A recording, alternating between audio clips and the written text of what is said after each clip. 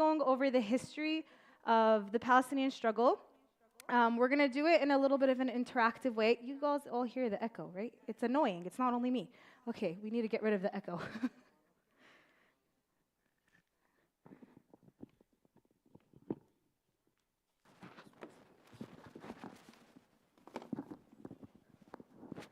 Okay. Yep, no echo. I also speak quickly, so the echo doesn't help. Okay. So the point of today's, inshallah, today's lecture is to go over the history. We're going to do it in a little bit of an interactive way because I feel like with history, the best way to do it is if we have conversation and we discuss things a little bit more amongst ourselves to really internalize it. So I do ask that you try to get into groups when we can and have these discussions, inshallah. And also, can I get a time check? Till when do I have? Ish? 9, okay. So inshallah, we'll try to get through this quickly. Okay, so first off, and we can do this, just shout out. So what are the first words that come to mind when you think of Palestine? Resistance. What else? You had your hand raised? Yeah. Death. Yeah, unfortunately. What else? Someone from, what is it? Pain, resistance, death, pain. What else? Freedom. Okay, so these are some, yes. Perseverance, yeah, yes. Faithful, yeah. And I think it's especially difficult time right now because after, I think, a few days truce, we are back to bombing today, which is really heartbreaking, and I think that's why this is really timely, so that we can continue to understand why is this happening and what is the bigger mission that's happening in here. So, before we get into Palestine, we have to talk a little bit about the ideas of equality and equity. I don't think this side sees the slide. Do you guys see the slides? Yes? Okay. So what is the difference between equality and equity? I told you this is going to be interactive. What does equality mean and what does equity mean? And you can use the pictures because it kind of explains it. What is it? Mm-hmm.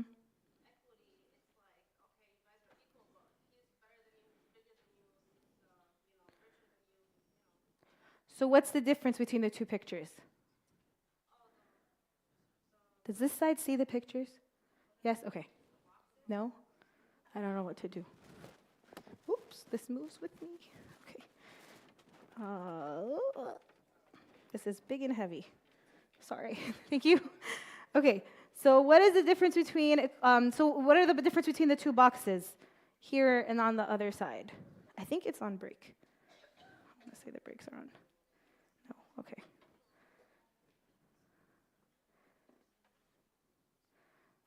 Anyone on this side? What's the difference between the two pictures? Does everyone see it now? So what's the difference between the two pictures? Now you can't see me. Yeah, so equality is everyone's getting the same thing, right? Despite their difference in heights, despite the reality that they can't see anything. But then equity, what's the difference in equity? Everyone gets what they need, right? So you have the shorter person getting what they need, and the taller person not getting any boxes. So it's not equal, but it's equitable because everyone's getting what they need. And if you think about it in terms of parents, right? When you say, I don't treat my children equally because you can't give each child the same thing, you need to treat them equitably, where each person gets what they need, right? So this is a very important concept when you're talking about anything with social justice, because you want to understand the idea that we're not looking for equality, we're looking for equity, which means every person gets what they need. Now, what's happening in reality? What does this picture show? What's happening in reality?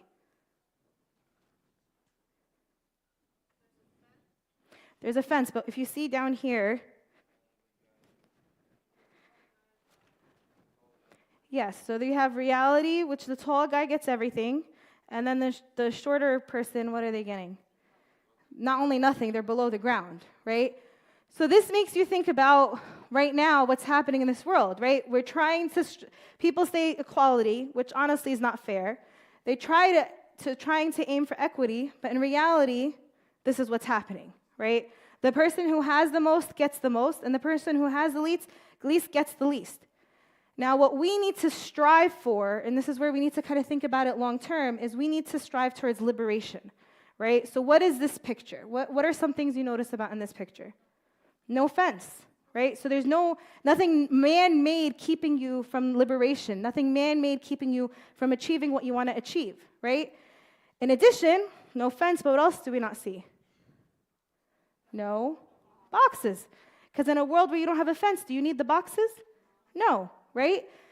So this is the idea that sometimes, and especially in the world we live in today, where Zionism is very much entrenched in a lot of our things, whether it be media or politics or the way that people generally view the world, our goal is to sometimes change the roles of the game and create a whole new game so that we could achieve this liberation. And the reality is, and when we think about it abstractly, what's keeping us from this is these man-made things, right? Man-made obstructions that are keeping us from it. And this shows that liberation is actually achievable, right? We just need to think outside the box. So we'd like to start with this activity to kind of orient all of us and to think more critically about where we are and where we want to be, and how these big words are used and what do they actually mean. Okay? So the next thing is, and this is, we're going to get into small groups and we're going to do it quickly, but we're going to think about the words social justice, liberation, and decolonization. So we're going to think about these words, and if you get into small groups, I'll put a timer, and I want you to think abstractly. So what do they look like? What do they smell like? What do they taste like? And what do they feel like? Right? So if you're going to close your eyes and think about social justice, what does that sound like to you? Or what does that feel like to you? Or what does that taste like to you? Liberation, decolonization. What are those things? And if you don't know these terms, talk with your group and see what you think. Okay? Can we do this? I know this is not a typical Friday forum, but I like to be interactive. So, okay? So I'm going to put 5 minutes on the clock. But you guys actually have to get into groups. Okay? Get into groups. I will force you to get into groups. This is a good way to meet each other, too. Or if you know each other, that's great. You guys, a good way to catch up and talk about this. So talk with your groups. What are these words? So social justice, liberation, decolonization. What does it look like, smell like, sound like, and feel like, and taste?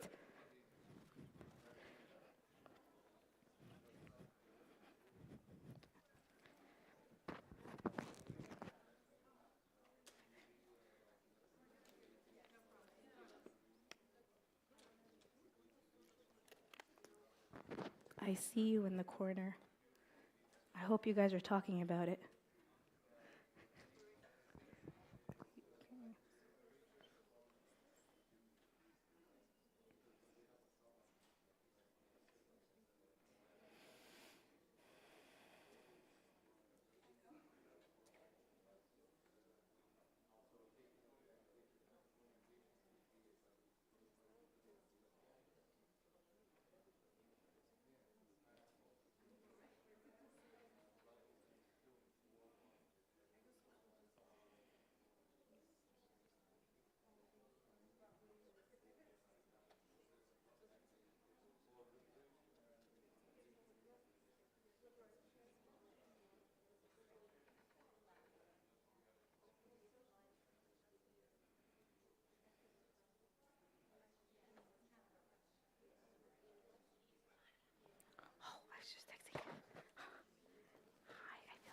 Doing they're doing this, they're talking about this. How are you? Thank you for coming. Do you want to help me? What do you do? Do the presentation. Sorry. I feel like I don't do the message anymore. I like after the I came out this morning. From the back? Yeah, I'm so tired. Did she not feel it? It's Aisha. There's 2 minutes left. If you're fully done, you can give me a thumbs up. But I have a feeling you didn't really discuss it if you're fully done. No. Thank you. They're saying come.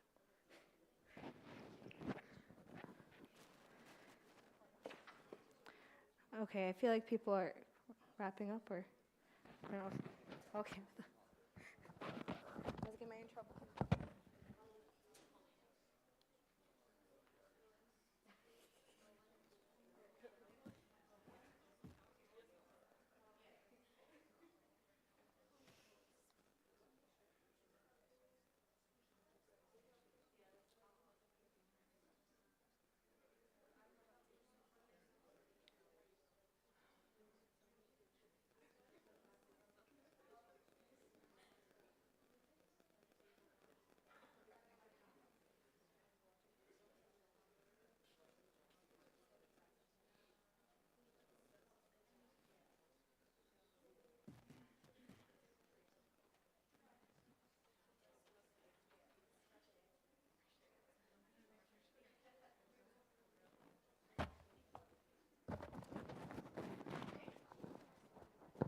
Okay, I feel like everyone's done, so we're going to stop. Okay, now I want you guys to share out. So can we share some thoughts? Yeah. I'm Abdullah. Go ahead.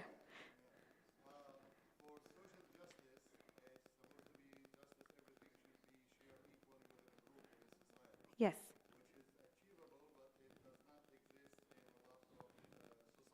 Mm-hmm.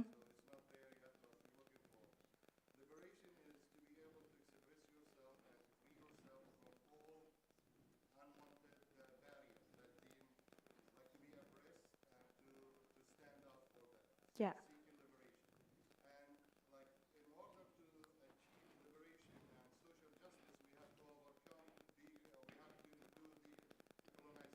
Mm-hmm.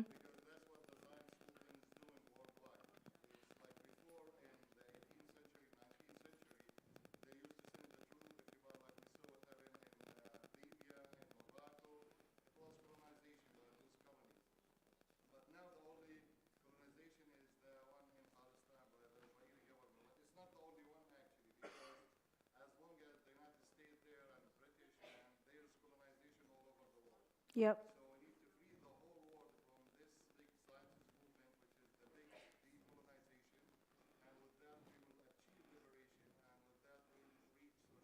Yes. Thank you, Amma. I think you summarized my entire lecture, but thank you. Anyone else want to add anything from this side? So what are our thoughts? And it could be more abstract. So what does it smell like, sound like, taste like? Yes. Ooh, okay.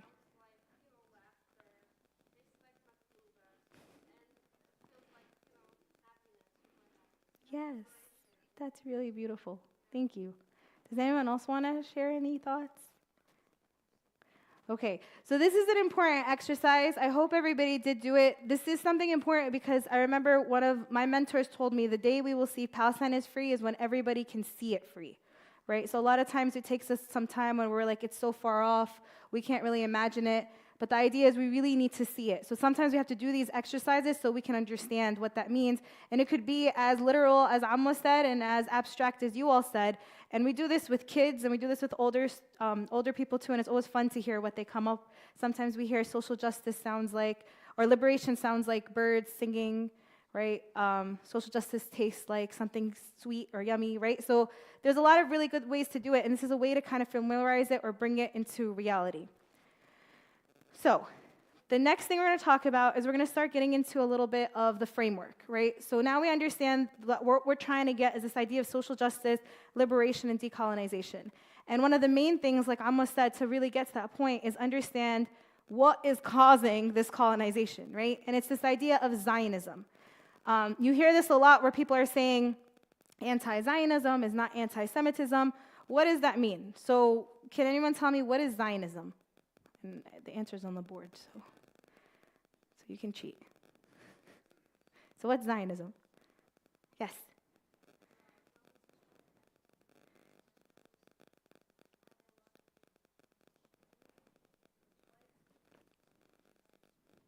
Genocide.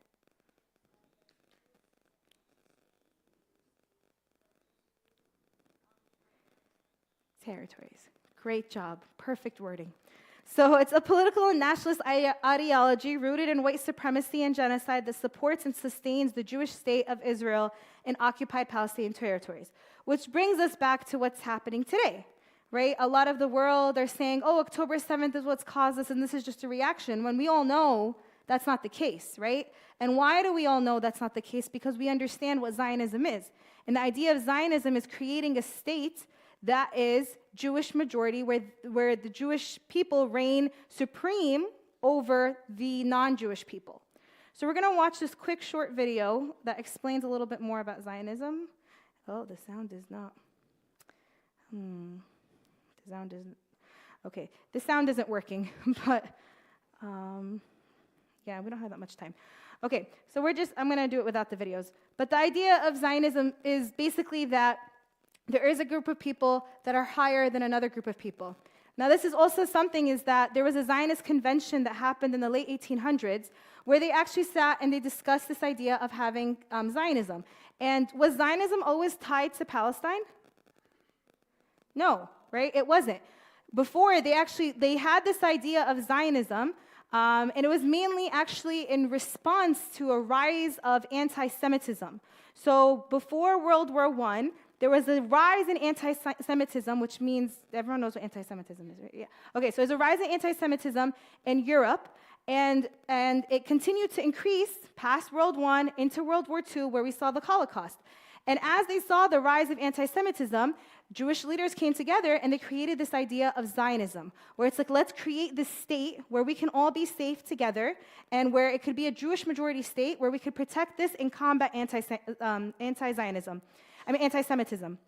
And what happened actually was, in the beginning, a lot of Jewish people were against this idea because religiously, right, they actually don't want to have, should not have a tie to the land. So there was a huge pushback from the Jewish community where they didn't want to have this. And they discussed early on, should we go into Africa? Should we go into South America? But then they decided the best place to do it was Palestine because there was this biblical tie. So they could bring the religious community and everyone else would follow. And what happened is they started in 1917. We had the Balfour Declaration, where the British mandate gave Palestine to this Jewish project while saying they wanted to protect the sanctity of the indigenous people on the land. And then it continued, and anti-Semitism continued to increase until it happened with the Holocaust. Now, after the Holocaust, there was a huge refugee problem, right? Because now Jews were kicked out of a lot of their homelands and were trying to find a safe place to go. And where did most of the West send them? To Israel.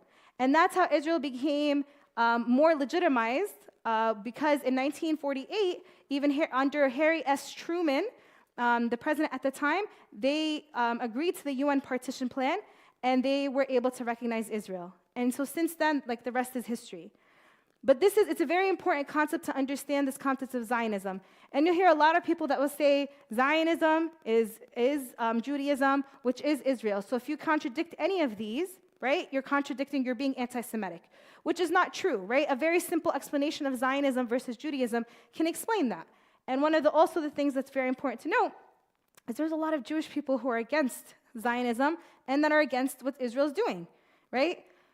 So it's something worth thinking about. Now, one of the main things that happens is the Nakba. So which is the main things that starts a lot of our modern day history of Palestine. What is the Nakba? It's a catastrophe. What does it symbolize for Palestinians?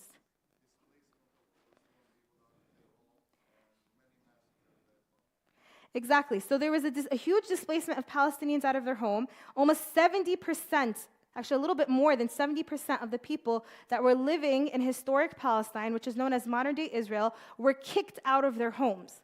They were kicked out of their homes, or they were either ethnically cleansed out of their homes, sent to Gaza or the West Bank, or the diaspora, or they were killed, right? Or they were imprisoned. So that's what happened in 1948.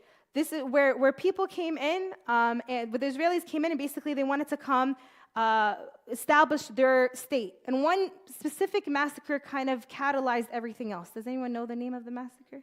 Deir Yassin. So Deir Yassin happened in April, I believe 1948, which was about a month and a couple of days before the Nakba.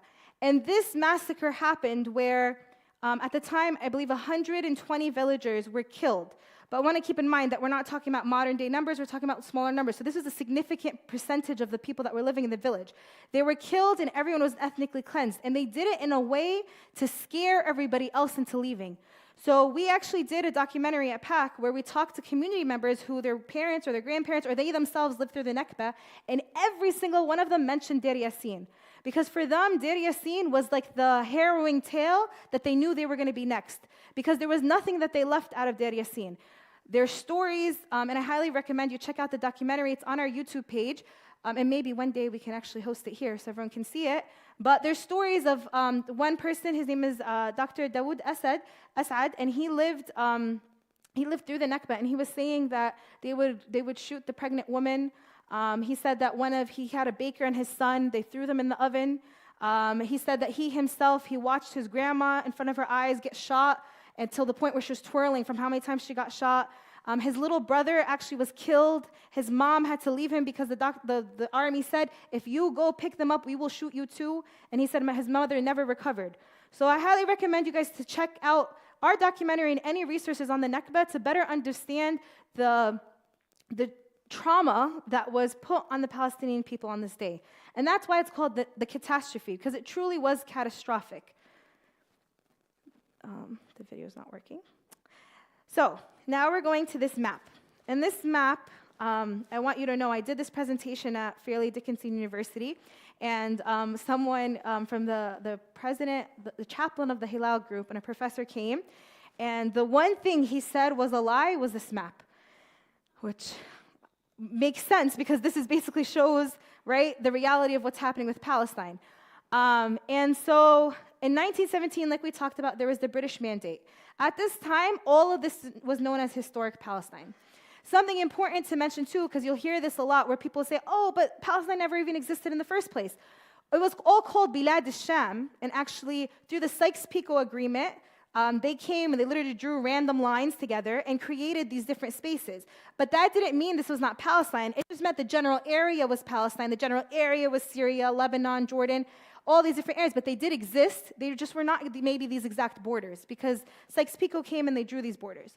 So this is what's happening in 1917. Then in 1948, based on the UN Proclamation of Israel, the partition plan, this is what happened, where we had Gaza and then we had the West Bank. Gaza borders with Egypt, and the West Bank borders with Jordan. And one of the conditions, because sometimes people also say this, well, if Israel's so bad, they have Palestinians, or like what they call them, Arab Israelis. Why do they have Arab Israelis? Does anyone know? Why did that exist in the first place? Was it because Israel was so kind and generous and they made their citizens Israeli? Yes. They are the ones who stayed, but also the UN said we will only recognize the state of Israel if you give citizenship to all of the people on your land at the time. And the people who stayed are still there, right? And they actually call themselves al-Baqun, right? Which means the people who stayed, from the word baqiya, like they stayed back. And so keep in mind that what we said, in 1948, 70% of the Palestinian population that were here were kicked out. And just so you know, right now, the numbers that have been killed exceed the numbers of people that were killed then, in 1948. So in many ways, the catastrophe we're seeing now is we're getting worse than the catastrophe that was during the Nakba, right? So in the Nakba, they kicked out all these people. Some of them went to Gaza, some of them went to the West Bank, and some of them went to the diaspora. Now, what are some things that are important to know about this map? What are some things about Gaza and the West Bank that we notice? What is it? They're separated, right? You have one on this border and one on that border. Why do we think that's the case? Exactly. The oldest tale at time is what? Divide and conquer, right? If you have everybody in one place, can you ever really divide them, right? You know the story of the cows or that came together, and then when you're separated. This is a classic strategy, divide and conquer, right? Where they divided the Palestinians in Gaza and in West Bank. So now there's two different realities that are happening.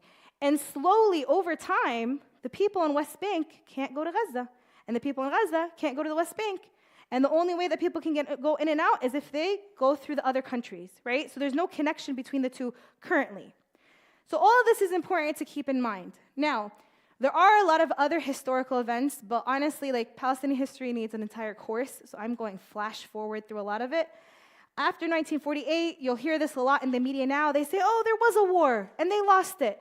So what happened after 1948 was the Arabs came together and they said, wait a minute, we're not okay with this. We're gonna try to take it back, and they lost, right? And it didn't work out.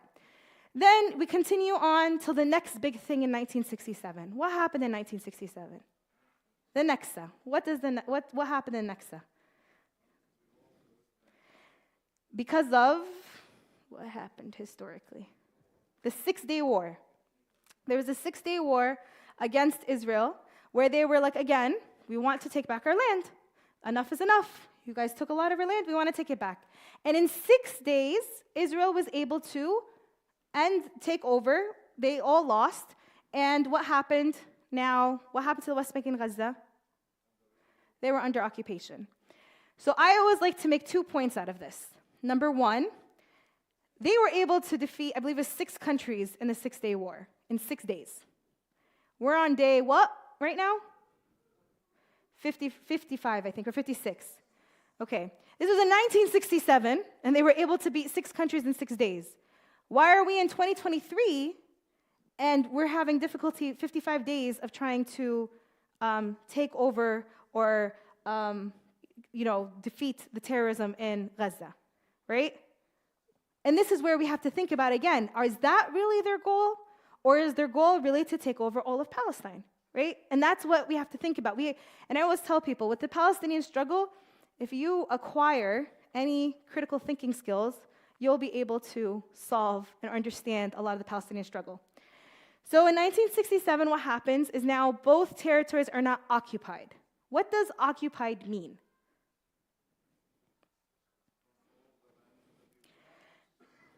What is it?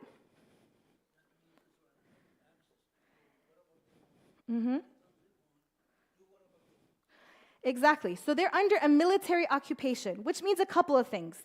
And again, you can go into a full lecture about it, but I'm going to give you guys the really simple version of it.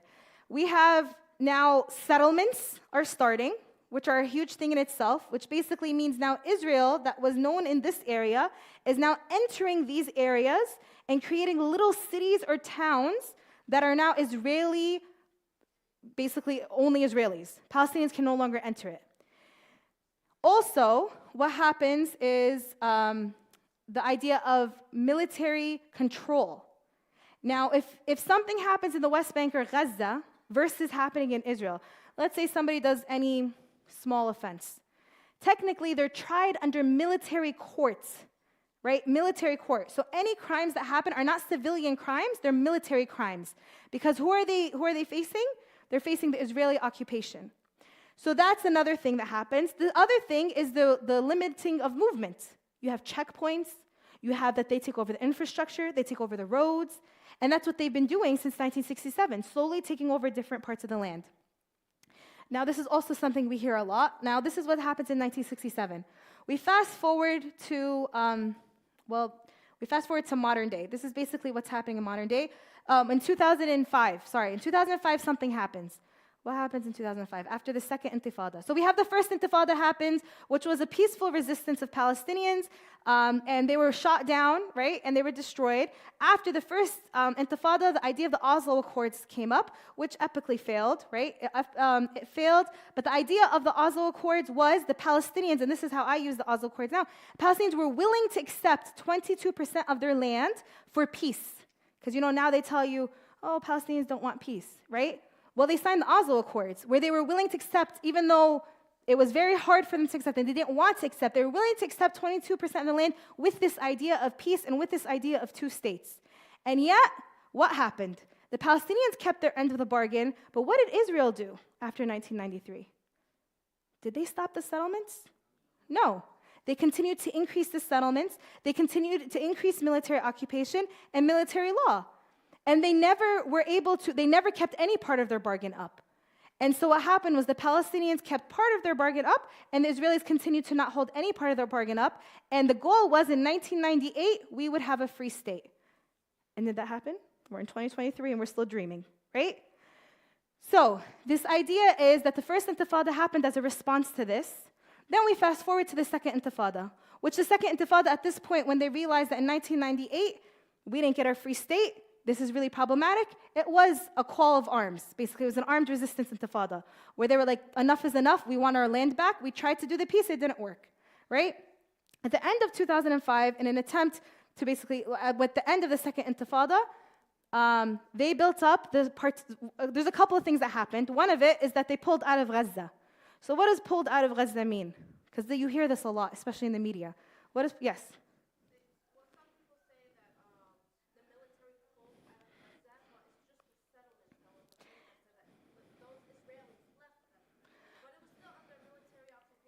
So it wasn't under military occupation. So they did pull out. So they pulled out, the settlements were pulled out, the checkpoints were pulled out, everything was pulled out. But what did they do instead?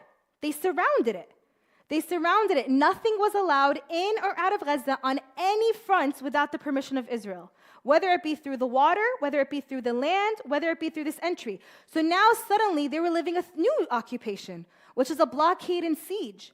And to the point where the UN said that by 2020, Gaza would be unlivable, right? So Gaza would be unlivable and under the conditions that they were living in.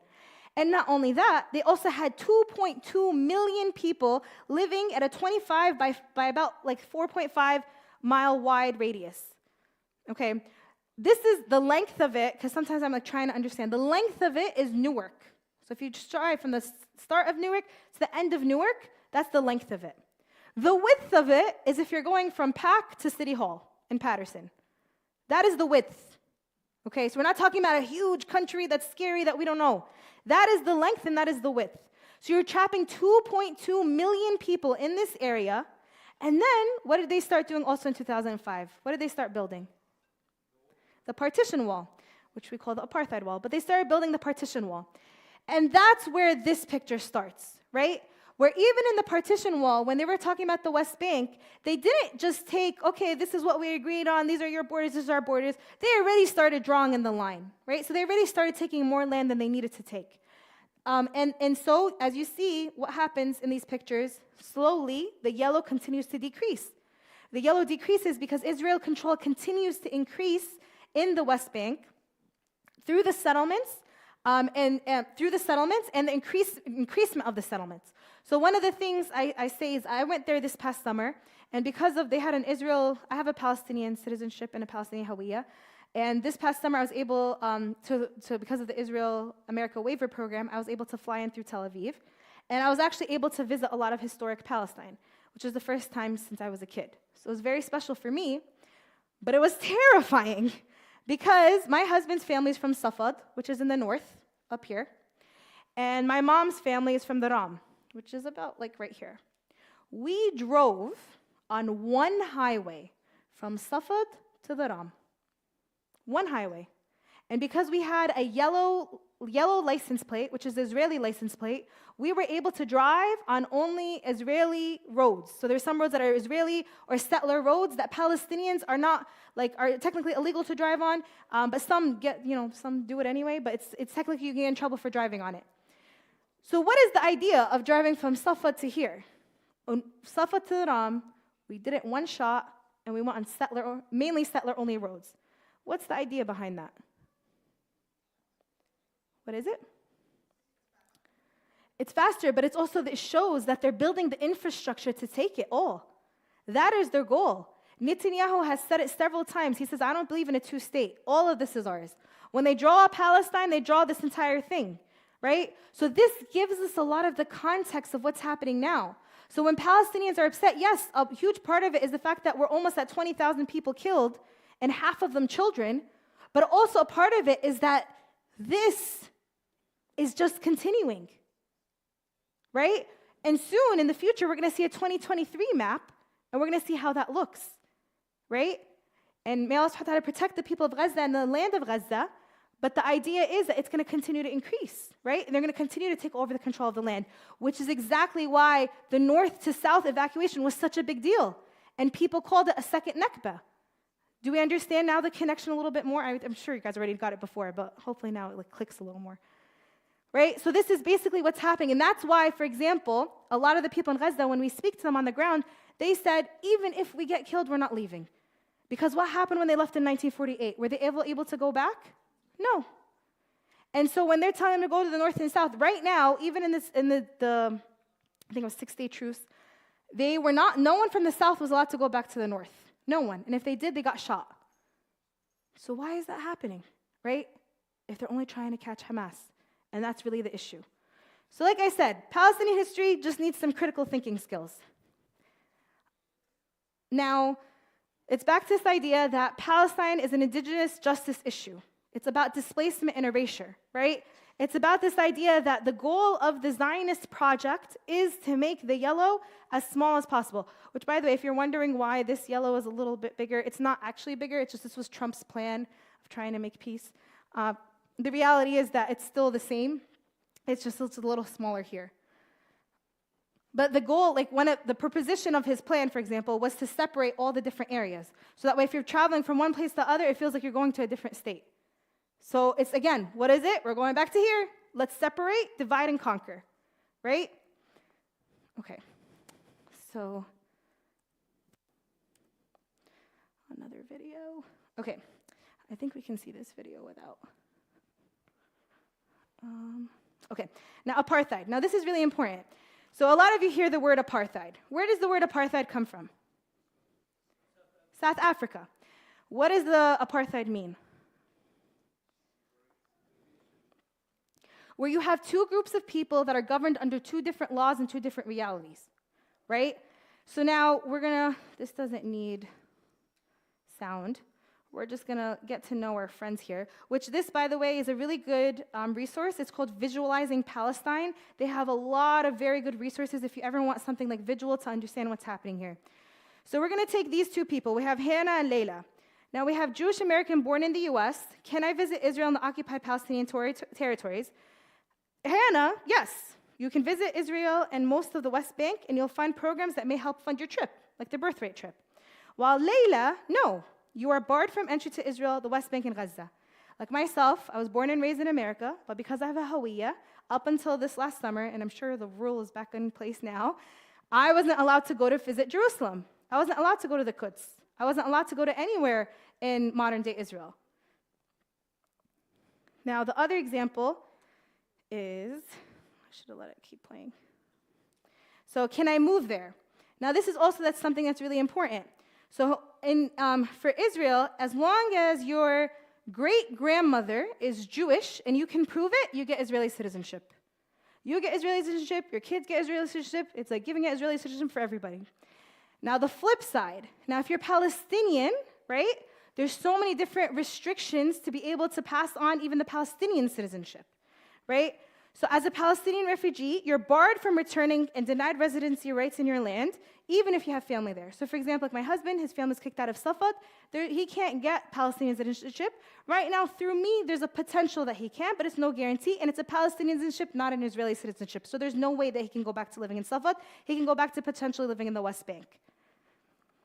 So, and I was talking to some people, for example, that even the Palestinians, al-Baqoon, that stayed in Israel, what are some of the realities is that, for example, she told me if she gives birth in Israel, she can pass on the passport to her child.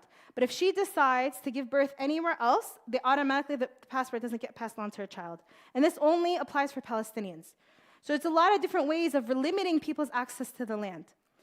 So can I become an Israeli citizen? Like we said, Hannah, yes, and the 1952 citizenship law entitles you to automatic citizenship even if you've never set foot in Israel before, while Layla, no, you're ineligible if your family became refugees between 1947 and 1949, even if you had lived there generations before.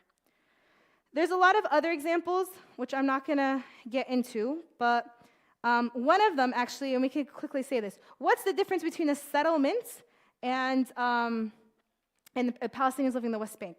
So what also happened in 1967? This is actually an important point that I forgot to mention. So what also happened in 1967? And I know we're almost at time, so I'm actually going to end this. But what also happened in 1967? What did Israel take over? The Quds. They also took over all the resources. So in 1967, they literally sucked all the water. They sucked and they took control of all of the resources. The water, the electricity, the fuel, everything now became Israeli-run, both in Gaza and in the West Bank. That's why, what's the difference between a settlement and a house in the West Bank? There's one, every time I go, I tell people, look, and what do you see? What's the difference? The water. There's water tanks on top of Palestinian homes, while there's none in any of the settlements. Why? Because settlements have access to all the water that they need because they took all the Palestinian water, while on the flip side, Palestinians have their buckets of water that hold them out because they usually get water once or twice a week. So for example, in Gaza, like a lot of people were like, oh, the water was cut off, but they still had water. It was because they had their buckets, because they're used to this. It's not anything new. And that's why when they were able to cut off the fuel and the electricity and the water, it happens because they have control of all of it anyway, right? So these are all things to think about. Now, the apartheid continued. So not only is it that they have limitations in terms of different laws, in terms of different realities, but they also, even their roads are segregated.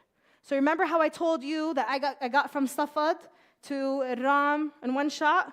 It's because I was traveling on, well, now this map has been updated because they've unfortunately built a lot more roads, but they've accessible to only Israelis. So they traveled on roads that are yellow that kind of go through the entire West Bank now. They're accessible only to Israelis, or people have Israeli license because there's two different licenses. They have the white and green, which is for Palestine, and the yellow and black, which is for Israelis. So now you also have this different systems where there's roads that are dedicated just to Israelis, there's roads that are dedicated to both, and then they control basically everything. So even like I say this a lot, like my dad's family's from a small village named Mukhmas. One time we were literally going from Mukhmas to the Ram, which back in the day used to be like a 5-minute walk. Now it's at least like a 10-minute drive because of the roads and all the turnabouts that they did. We left the village. We were on the main street. We were stopped by Israeli police. And we were looking at them like, what are you doing? We're just in Mukhmas. They're like, oh, now you're on an Israeli road. And we're in the middle of the West Bank. So we're not talking about, not talking about modern day Israel. We're talking about in the middle of the West Bank. Because now they consider that an Israeli road. And you have to then, you're going to deal with the Israeli system, the Israeli court system, and the Israeli rules. So I'm trying to see, because I know time's up. Actually, time's up. So I'm gonna leave it for questions, right? Because I think it's 9. Okay, so leave it for questions. I have a part 2. I know we didn't get a lot into Gaza. Sorry, these videos are playing. But the idea is that this Gaza in history. So we were gonna get into Gaza. But the idea right now is basically a lot of people say right now, oh, we're only doing this to Gaza because Hamas is there, right? Like, it's there. That's why we're doing this. But the number one easiest retort you can give them is, what about the West Bank, right? And now you were able to give a lot of the things that happen in the West Bank and understand a little bit more about some of the stuff that happened in the West Bank, plus the history, to show that this is not only about Hamas, right? This isn't only about what's happening there. It goes beyond that. It goes around the idea of Zionism. It goes around the idea of land erasure, ethnically cleansing people, a genocide, and military control and the occupation. So I hope everyone has a little bit of a better historical context of everything. And inshallah, maybe I can be invited for part 2, where we can go a little bit more in depth into Gaza. But does anyone have any questions, comments, concerns, anything that we talked about thus far? Oh, let me check the app. Maybe people texted. No one texted. Okay. Does anyone have anything they'd like to, any thoughts, anything, any questions? Or did everyone know already what I was saying? Oh, thanks. I want to be a teacher in another world. Maybe, inshallah. Thanks.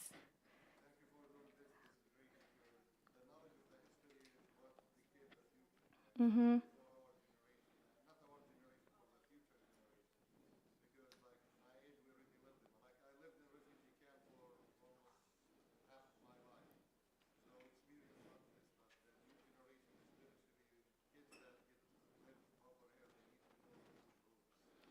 Absolutely. And it's something really important to also mention that there's refugee camps within Palestine. So the people that were kicked out in 1948, even the people in Gaza, one of the places that were bombed and it was a very big deal, was a refugee camp. And what is it?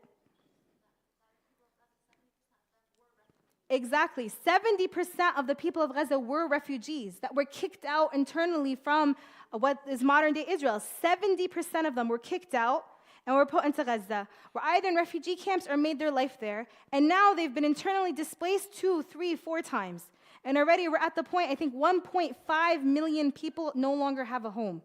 I think that's something very important to watch. I don't know if everyone follows Bisan on Instagram, but she said something that honestly I watched the video a couple days ago and I haven't been able to get it out of my mind, that she said, even if we get to a point of a permanent ceasefire, we're not talking about rebuilding. She's like, we're talking about everything was destroyed. She's like, everything was destroyed. She's like, where things were, where my store was, everything was destroyed. So if we get to the point of rebuilding, it's not rebuilding, it's recreating. Recreating an entire reality, right? So let's put ourselves into that shoes and understand again, what is happening, right? This isn't about what they're saying it is. It's a bigger plan of continuing to ethnically cleanse the Palestinian people and take over the land and continue this Zionist project. Any other questions? Yes. Sorry, I saw half a hand up and I went for it.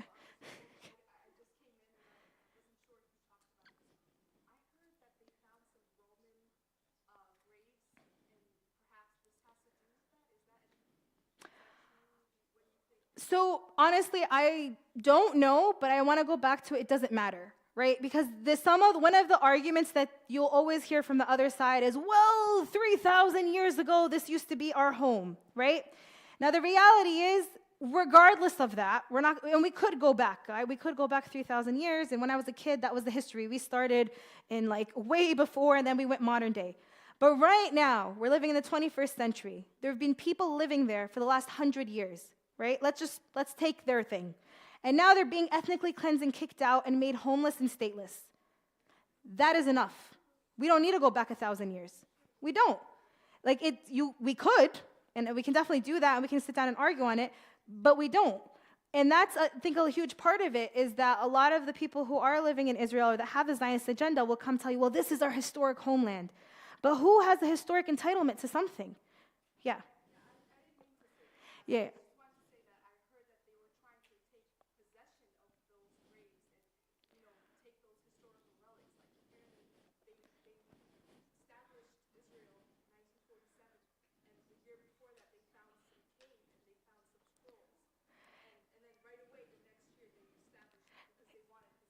Yeah, the thing is, honestly, it happens till today. You'll go anywhere, they say, oh man, the reason why we did that is because if you look underneath, our history was there. And it continues the same way. Why are they bombing the hospitals? You don't understand. There's control centers underneath. There's there's always an excuse, there's always a reason, right? But the reality is the reasoning can't take away what's happening from the ground. Because they do. That's one of the reasons why, for example, they say Al-Quds. Why do they want to take the Quds? Because they say under Al-Aqsa, there's a whole, the Haykal for Sulaiman. Right? That's what they say. Historically, they say, oh, the Haykal is there. So we have to destroy the Aqsa and the Quds because we have to go with what's underneath. Right? That's what they say. But the reality is it doesn't take away, it goes back to what's happening now. Does their justification of what's happening now, is it right? Does it justify what's happening? No. So we could do this argument for thousands of years. Everything that's been happening for thousands of years, there's no justification to it. Right? No.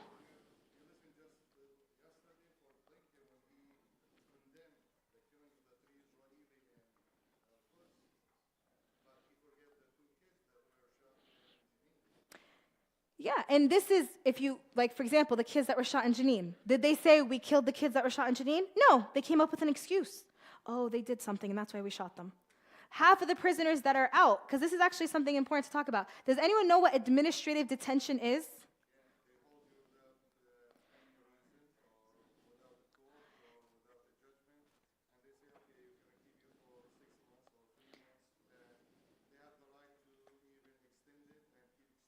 Indefinitely.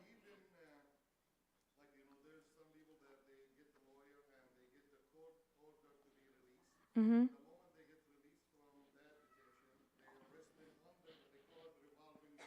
Mm-hmm. So I always say this, our sheikh himself was originally under administrative detention. This idea is basically there's a magical file that exists somewhere that has some magical evidence that we can't share with you because this can threaten our case and our reality, but we're never going to tell you why you go to jail. So there's people that go to jail, they literally pick them up from their homes and they take them, and there's no reasoning why they take them. And they never give their family reasoning, so they can never hire any lawyers or anyone to defeat it, because how can you make an argument when you don't even know the reason you were in jail in the first place, right? So 150 people were released, 89 of those were under administrative detention, which means basically, like Amma said, every 6 months they can renew your administrative detention, every 6 months. And they can do this indefinitely. So you can end up in jail for years under administrative detention.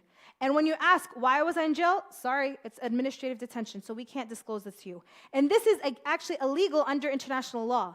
You're not allowed to do this. Anytime you imprison anyone under occupation, there needs to be a cause, like an evidence, a jury, put in front of a judge, an explanation. You have a right to defend it. None of that exists when you're jailed under administrative detention. Yeah.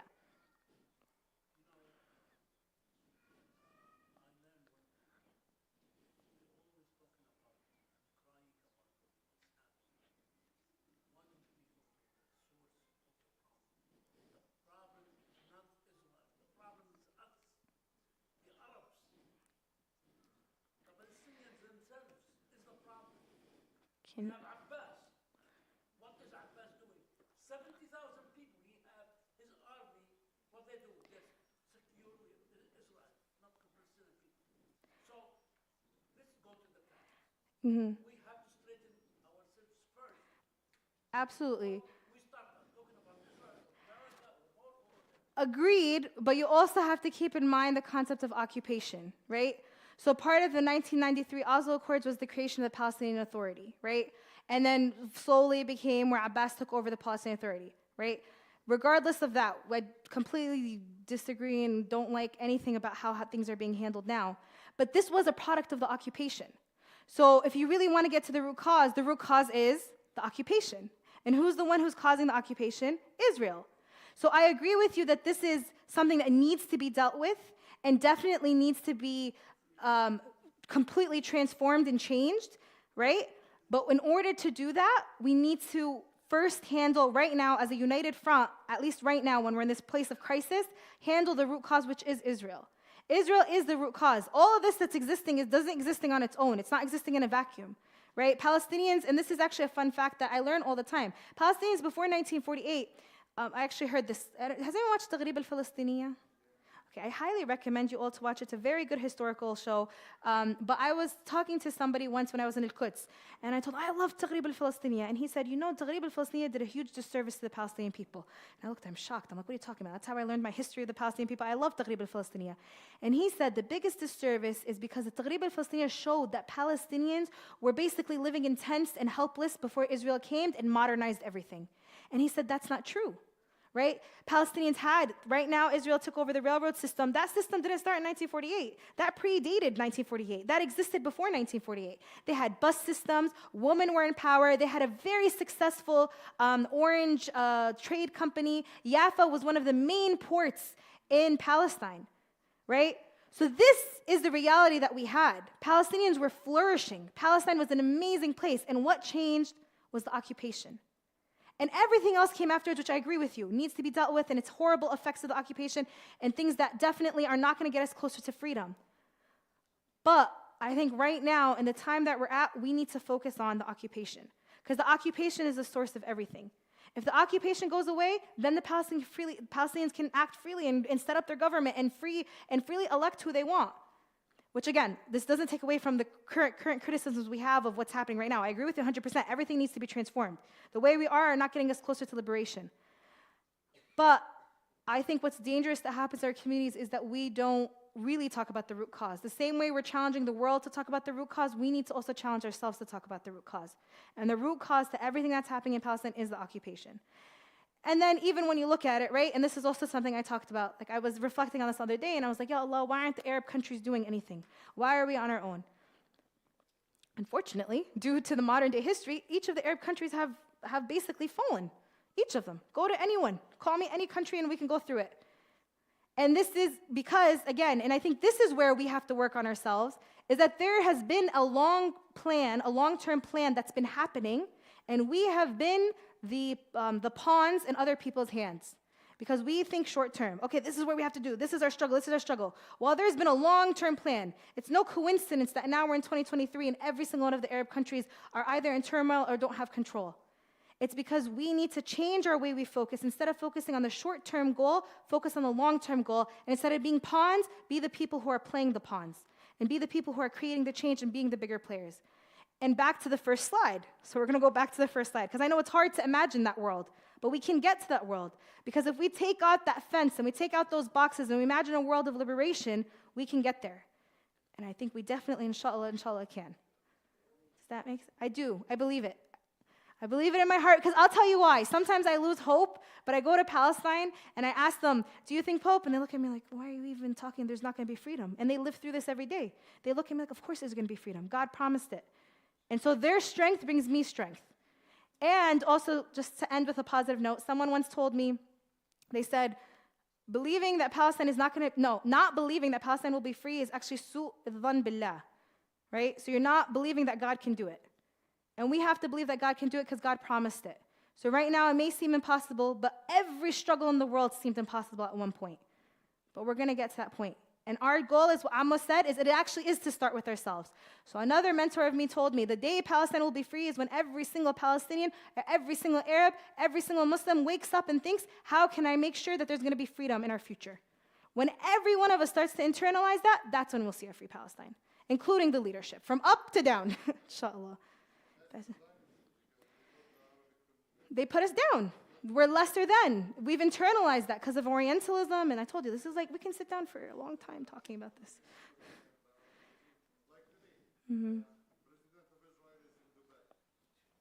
Normalization deals. Why is that happening? Why now are the countries that are most in power, a few years ago, they were the least in power. And the ones that were most in power, like Iraq, Syria, now they're, exactly. It's again, there's games, bigger games being at play, and we've been pawns for too long. We need to switch the game. Basma, do you have something? Oh, actions. Okay, so some actions that you can take, and then I think I'm really over time. So actions, oh, my phone died. Okay, so actions that you can take is PAC has a toolkit where you can, we have a couple of actions you can take. Basma, do you know the number? Do you want to tell everyone? So we have a number that you can text the words Free Palestine to, and now I think it gives you 5 actions where you can take. So one of them is keep calling your congresspeople, keep calling your senators. There's been a decrease of that in the last few days / week, and they've noticed it. They're like, what's happening? Why has there been a decrease? And I want you all to know, they said this, in 2020, they said, a lot of people were saying, oh, why are we worried about the 2024 elections? The Arab are going to forget, the Palestinians are going to forget, the Muslim communities are going to forget. And we have to remember that we can't forget, because back to what we're saying, we're in it for the long run. We're in it for the long-term game. We're not going to be reactionary. Something's happening, we're going to respond. So everyone's homework assignment is, as much as possible, call your representatives, call your congresspeople, sign petitions, go to protest, speak up, have these educational events. PAC also in our toolkit, oh, I can actually bring it up here. So our toolkit guide, we have a list of resources that you could go to and you could read, including books, podcasts, videos, movies. What is it? Oh, okay. So it's pacusa.org/toolkit. Oh, it was on my hotspot and my phone died. Okay. So it's pacusa.org/toolkit. So if you go there, you'll see a bunch of different resources. And then, Basma, do you want to give everyone the number? Okay. So the number is 833-648-0391. Once again, it's 833-648-0391. If you text Free Palestine to that, you'll get 5 different action items. And I want to challenge you all to do them daily. Not weekly, daily. And there is also a group that if you'd like, and maybe I'll send it because I know there's a WhatsApp group. So maybe we'll send it. There's daily reminders to call your congresspeople. And you literally check, did I call or did I not call? And we want to make sure that our numbers in New Jersey are high because we have one of the largest Muslim, Palestinian, and Arab populations in the whole country. So there's no reason that we're not leading the board in terms of the calls that are happening there. And obviously continue to boycott. BDS is very important and very powerful because a lot of this is due to people making money. And so putting boycott makes pressure on them. Continue to donate. I know there's a lot of different ways of donating your time and your money in order to help the cause. And continue to educate yourself. Honestly, that's the most important thing because if everyone walks out as a steward and as an ambassador for the Palestinian struggle and really, really learns it and internalizes it, this is when we're going to reach liberation. And remember that this is not only for Palestine. This is a struggle for the entire world. Because what's happening in Palestine can show that this can happen to anyone, right? And Palestinian freedom means liberation for everyone, inshallah. So with that, وَالْعَصْرِ الْإِنسَانَ لَفِي خُسْرٍ الَّذِينَ آمَنُوا وَعَمِلُوا الصَّالِحَاتِ وَتَوَاصَوْا بالصبر سبحانك اللهم وبحمدك نشهد أن لا إله إلا أنت نستغفرك ونتوب إليك. Thank you all.